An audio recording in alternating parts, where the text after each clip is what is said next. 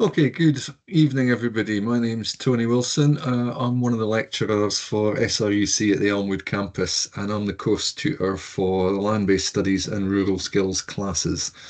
So tonight, what I'm going to do is run through a few of the things about those two courses and also the pre-entry course, which is aimed at kids from school S4, 5, and 6 who maybe don't like classroom work so much and are looking for some sort of more practical, um, outdoor based sort of learning and work in the future. So we'll start with the pre-entry course. As I say, that's open to kids sort of like 15, 16, 17 kind of years of old, still at school, looking to come in to maybe have a taster to see what sort of thing we do at the college. Um, the course runs for a minimum of 8 weeks. They don't have to be consecutive weeks. I understand that if you're still at school, you may still have some commitments within the class or whatever. So what we usually say is if you can manage 8 weeks over a 10-week period, that's fine. Normally I have three intakes for that. First one starts round about the October break up to Christmas, Christmas to New Year, sorry, to Easter, and then Easter to the end of the year. They're completely practical. 8 tasks that we choose are things that we would be doing with the full-time students for a couple of hours, 2, 3 hours. All sorts of practical stuff, working on footpaths, planting trees, having a look at small machinery like electric drills, strimmers, that kind of thing. Um, you get a certificate at the end of the course to say that you've completed it. Um, so that's the pre-entry course. A couple of pretty pictures, the sorts of things that students in the past have done. There we go. So there's a couple of guys fixing a footpath next to a bridge that was built by the full-time students. And as I say, we'll be using some sort of power machinery. That's a whacker plate, which we use for laying monoblocks, compacting gravel on footpaths, that sort of thing. So that's the sort of practical work that you would be doing on the pre-entry course. And again, that leads into the full-time courses the following year. Normally, what we're looking for people who might want to start the following September as a full-time student. Normally, then, what happens is they come in on the Certificate Land-Based Studies course. It's a locally devised course, which means that we at SRUC put it together from existing units from the Scottish Qualifications Authority. It's a level 4 course, so it's an equivalent level to Nat 4, roughly-ish. And what we do is we've made it up from a selection of other courses from around SRUC. So things like horticulture, gardening, animal care, gamekeeping, greenkeeping, that kind of thing. So it's a sort of taster of the sort of work that you would be doing if you were in as a full-time student. As well as the practical part of the course, there are 3 core skills embedded within it. So ICT, numeracy, and communication skills. And they're based at the level above the one that you achieved at school. So whatever you have currently, it would be the next level up, just as a way of trying getting your core skills up. There are 18 units in total over the year. So broken up into 3 blocks of 6. So normally what we do is IT in block 1, communications block 2, and numeracy block 3, and then an assortment of other units around about them. So things like crop production, allotment gardening, utility terrain vehicle driving. So that's off-road gators, buggies that you see running about on golf courses and things. Um, so yeah, it's pretty much 75% practical, I would say. And the rest of the course, like everything else in life, there's an element of written work. But we try and keep that to absolute minimum, and we try and cross-credit things as much as we can so that you're not having to do twice the amount of paperwork. If you've achieved the paperwork in one unit, we'll credit that for a different unit. So over the course of the year, as I say, 18 units broken up into 6 blocks. Normal working day for this and for the rural skills course is 9 o'clock in the morning start through to about 12 o'clock lunchtime, 1 o'clock start in the afternoon through to about 4 p.m. A couple of breaks for morning coffee, afternoon tea, whatever it might be. Okay. This is more pictures of the sort of thing that we do. We have an allotment on the campus that the land-based class grow vegetables in. I mentioned crop production.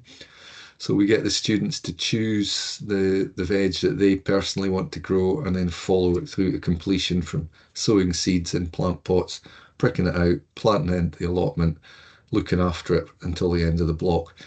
And then we harvest last year's crop with them the following year. Quite a few things happen in the allotment. We do some estate maintenance work, fences, building raised beds, building compost heaps, that kind of thing. The vehicle at the top of the picture that you see there is the gator. We've got to deal with the Elmwood golf course down at Cooper Muir, where we go down and do things like tree planting, log splitting, various practical tasks. And while we're doing that, we've got access to one of these gators to move machinery about with. So one of the units is learning how to drive that gator safely. And in the tractor below, you might get a go at that in land base, but that's more for the rural skills class because they do that as a unit in its own right. Leading straight into the NC Rural Skills. Again, it's a level 4 unit. It's slightly different, slightly step up from land-based industries, from land-based studies rather, in that there are 6 mandatory units. So there are still 18 units, but 6 of them you have to complete, otherwise you don't achieve the course. And those mandatory units are developing skills for employment, enterprise activity. So they're based at teaching you a little bit about how either to run your own business or to develop your own personal skills when you're looking for a job. There are 2 environmental units that are mandatory, rural species and habitats and rural and environment and introduction. So they investigate the environment round about Cooper. They look at some of the habitats around about Cooper and the species that you find within them. And then there are 2 practical based units, rural estate maintenance, rural work activities. That's basically looking at things that need done either on the college campus, down at the golf course, or we've got a couple of woodlands that we can go up and work in on behalf of local community groups. So if they need something built like a bridge or some picnic benches or a bit of footpath needing laid, a new fence put in, we'll do that as part of those units. But in order to achieve the course, you have to achieve all 6 of those. The 3 core skills units are there as well, same 3, but if you've done land-based studies and you come in to do rural skills, again, it will be the level above what you achieved in land-based. You have to achieve 2 of the 3 core skills in order to pass the course. Then the other units that are in there are things like construct rural features. So we're currently building boardwalks for a local site. Tractor ops I mentioned earlier. There's 2 gamekeeping units, gamekeeping and introduction and pest and predator control, and several forestry-based units, tree and shrub planting, tree identification, woodland skills. So this is slightly more orientated towards people with an interest in forestry or gamekeeping. Okay. Both courses try to simulate the workplace, so you're expected to be ready for work at 9 a.m. if we've got a practical day. We'll start off usually at the tool shed, look at whatever it is we need, load them into the machinery, then take it on site and do whatever work it is we've got lined up for that given day. And some photographs of some of the work that we've done in the past. So the bridge those students are standing on was scratch built by that class for the local woodland up at Strathkinnis that we have access to as part of Construct Rural Features. So they basically cut the bridge to size from timber constructed it all as a prefabricated unit at the college. Then we drove it up in the van, put it on site. It's still there. That was 6 years ago that we put that one in. And then some of the forestry units you can see there's a guy using a pole saw. And in the background, we've got a couple of guys with probably with bow saws clearing a fallen tree off a footpath. So that's just an example of some of the work that we get involved in. The work will vary depending on what tasks are needing done. And then that's my contact details. If anybody wants any more information about the course, feel free to get in touch with me at that email address, or that's my landline number. The number there has got an answering machine on it if I'm teaching. I'm usually available between about 8 o'clock and 6 o'clock in the evening, Mondays to Fridays. Yeah, so if anybody's got any questions, there's a chat facility that you can either type it in or use your microphone, or if Caroline's got any. Yep, I've had a couple come through, Tony. Okay. So the first person is asking about what PPE the college provides.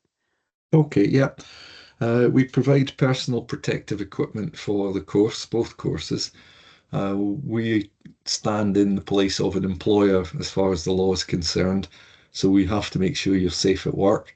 So the PPE that we provide are steel-toe cap boots, a pair of wellies, a waterproof jacket, waterproof trousers, and a fleece. We also provide work gloves, lightweight ones for the summer and padded fleecy ones for the winter. And then if you need things like hard hats, high-vis jackets, that kind of thing, we've got a stash of them that we'll provide as well. They are mandatory, you have to wear them. It's just like going on any building site. We can't put you to work unless you're wearing the protective equipment that the risk assessment says you have to wear. We've got a series of lockers in our engineering shed, so all the students get issued with a locker, and that's specifically to keep their PPE in. So you get changed at the start of the day, and then you get back into your home clothes at the end of the day, just to save you having to cart it back and forward from home. But it also means that you can't forget it and leave it in your bedroom. That's great. Thanks, Tony. The next question's asking about what student support is available at Elmwood. Yeah, we have a support office. I think there's an event on Thursday night if people are interested in learning a little bit more specifically from the support staff. So we have a support office on campus, but the classes I run have got a support worker in with it at all times. So that person's there to help anybody who's got any additional needs to access the course material. But they're also there to help me manage the class, organise work, keep an eye on one group while I keep an eye on the other group, that kind of thing. So there's always somebody in class with you. And as I say, we've got a support office that's more than willing to do extra out of hours tuition. We've got adaptive technology on all the computers, all that kind of thing. Great, thanks, Tony. And the last question we have is somebody asking if it's okay to arrange a visit. Yeah, yeah. Normally, when people apply, we if it's not somebody I know already from the pre-entry course or working with schools or whatever, we normally suggest that you come along for a quick visit around the campus and maybe have a sit down, have a quick chat with myself. Um, Normally, what we'll do is either get in touch with me direct or get in touch with our admissions people through the SRUC website. And we can sort out a time that suits for you to come in, usually about half an hour, quick tour of the campus and a sit down for 10 minutes to have a chat about the course. That's great. Thanks, Tony. That's the last of our questions. Okay. All right. Well, if nobody else has got anything, I think this has been recorded, hasn't it, Caroline? Yeah, so everybody who's signed up for the event will get a recording, Okay. a link to the recording, Yeah. and obviously, and also a link to our student support event as well that's taking place on Thursday. Okay, good. So thanks All right. for everyone who's joined us. Not a problem. Okay. Hopefully see some of you next year.